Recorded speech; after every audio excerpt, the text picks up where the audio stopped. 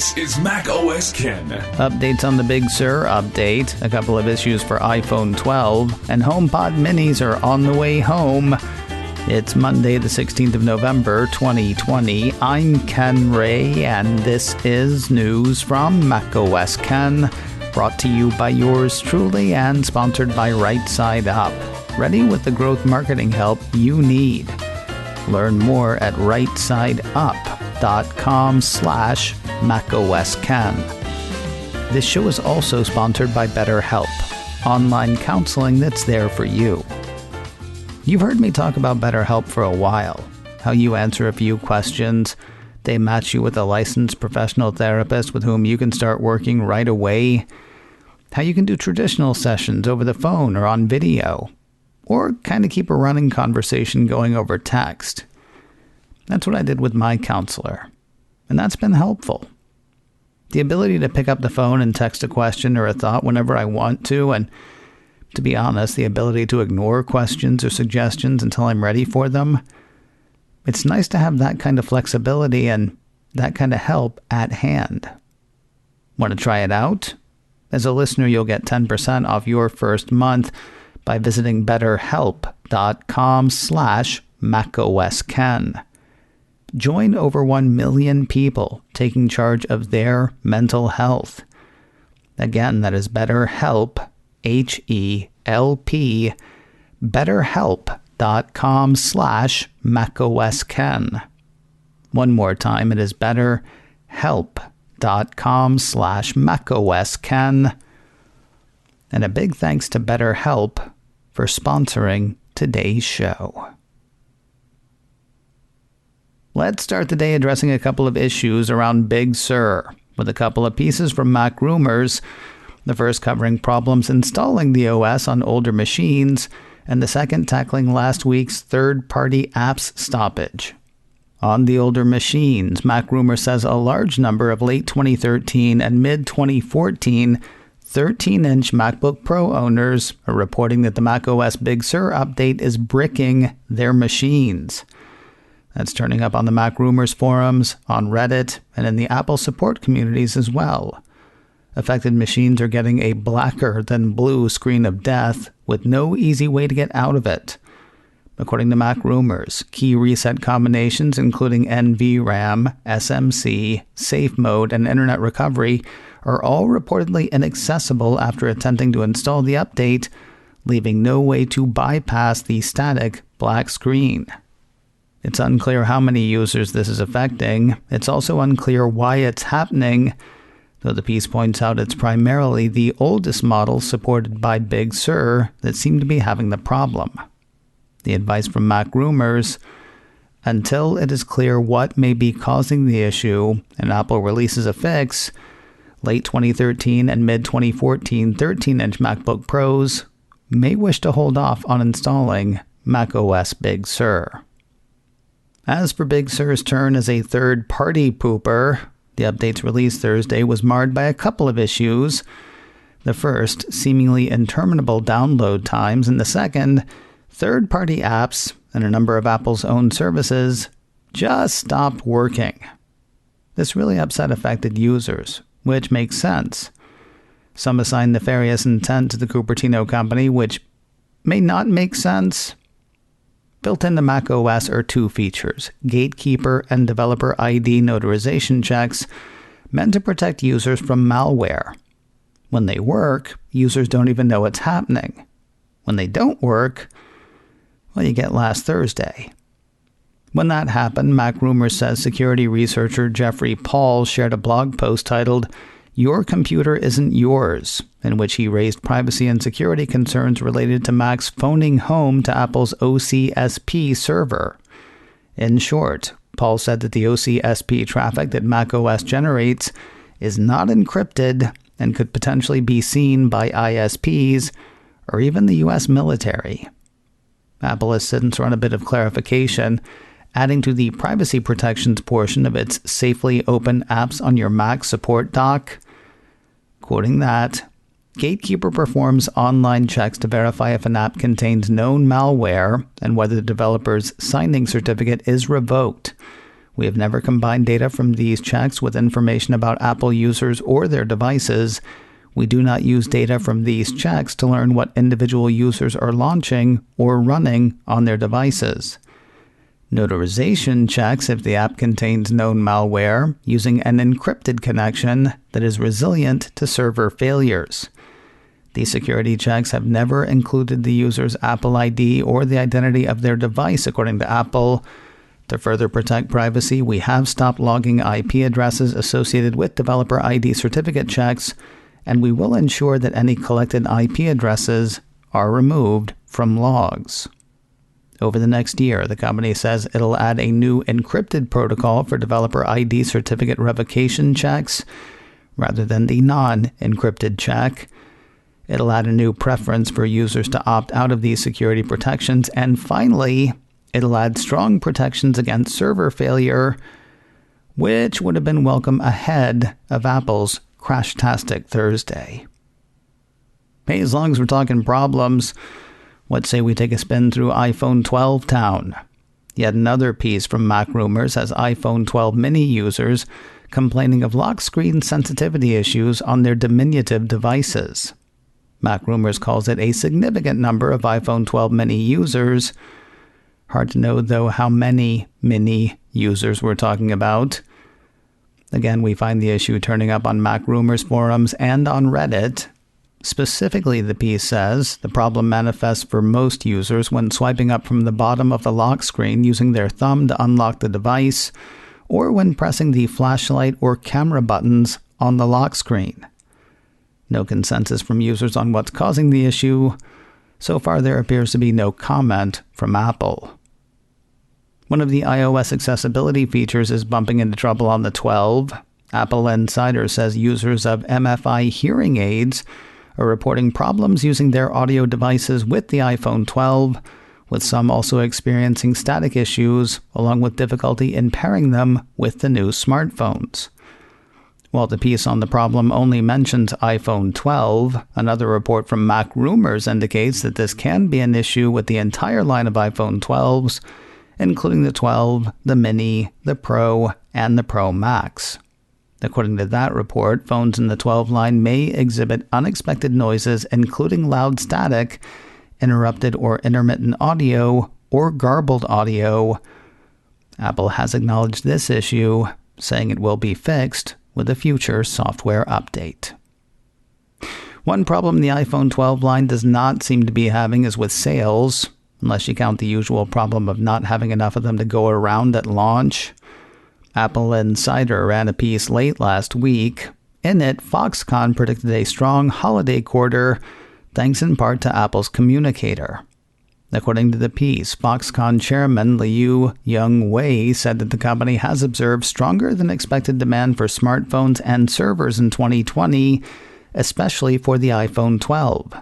Both Liu and analysts expect the trend to continue. They anticipate consumer electronics revenue to rise as much as 10% in the fourth quarter and rise next year. As for how big a part iPhone is likely to play, the piece has analysts figuring Foxconn will build all of the iPhone 12 Pro and 12 Pro Max units for Apple, as well as 70% of all other models. If you paid the extra few bucks for speedy delivery of your HomePod mini, you'll want to spend the day by the window. Apple Insider ran a report Sunday saying that Apple's smaller smart speakers were shipping for Monday delivery. I can tell you they're shipping for Tuesday delivery as well. That's when the email I got from Apple said mine would be here. And good news when yours does arrive. You can apparently put it on any surface you want. You may remember an issue a few years ago when the original HomePod left white rings on wood surfaces with an oil or wax finish. Well, a report from Mac Rumors says HomePod Mini will not do that. Renee Ritchie's review video has Apple saying that it has addressed this matter with the HomePod Mini. More news in a moment, but first a word from Right Side Up, ready with the growth marketing help you need. When I say help, I mean help. You've worked hard to grow your business. You're not looking for somebody to come in and take over for you. Right Side Up works with you. Their premium, fully vetted growth marketing team looks at what you've got, what you've done, and what might work better to market your business and attract more customers.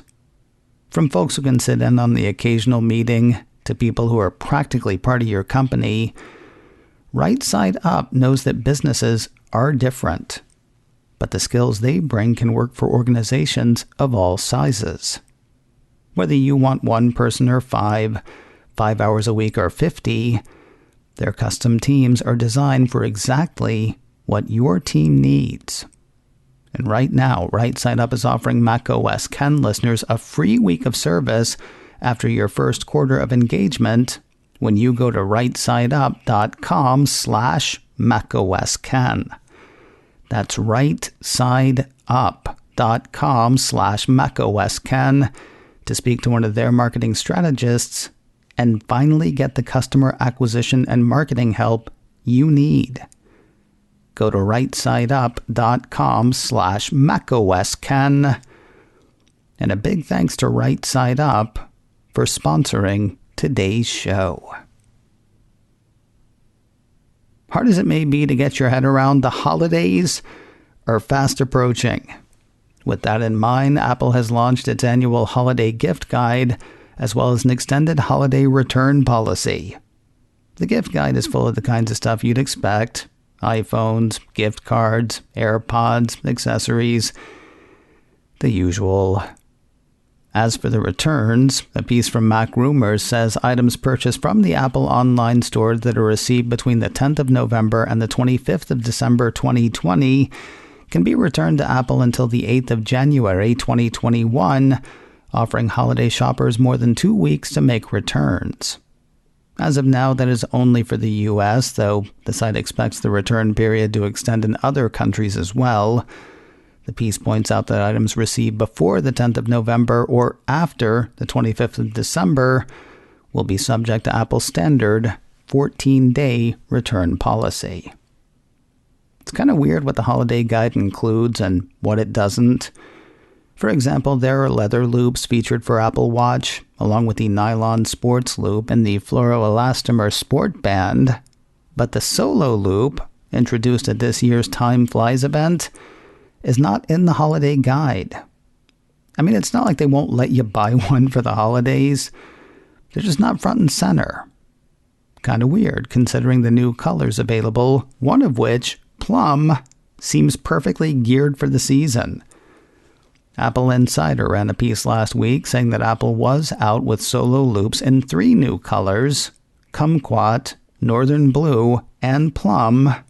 The new colors are also available for the old sport band, which is featured in the gift guide.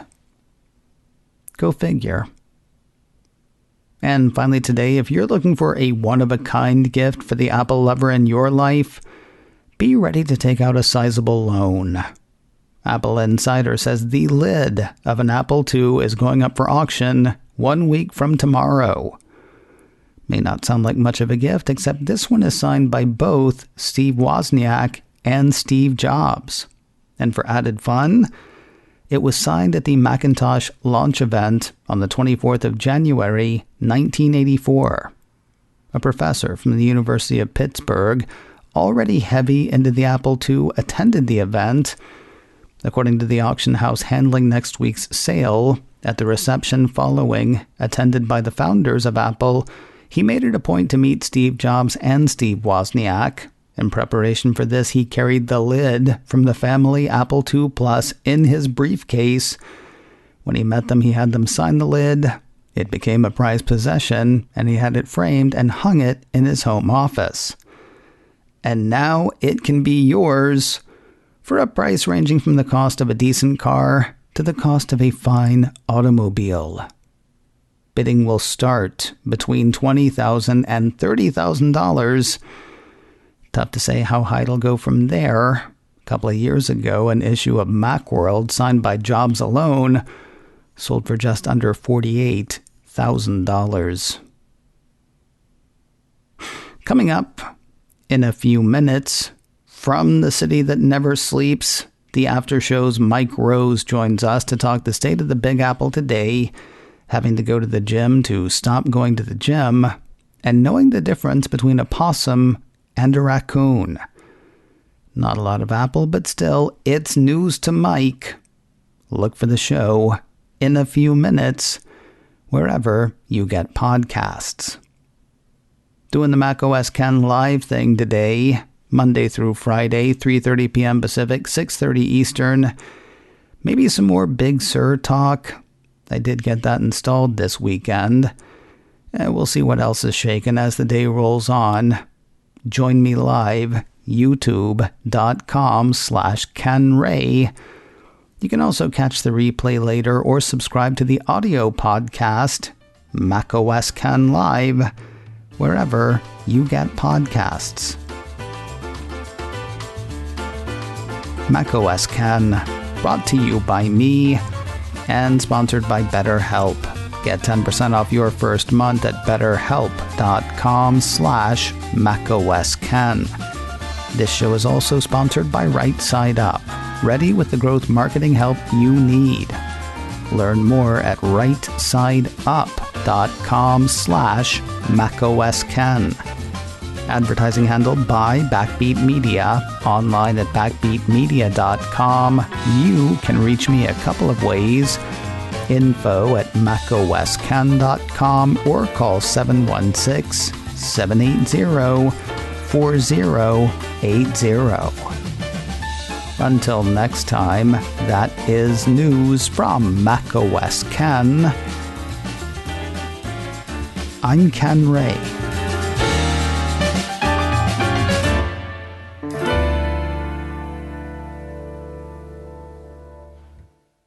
Ciao.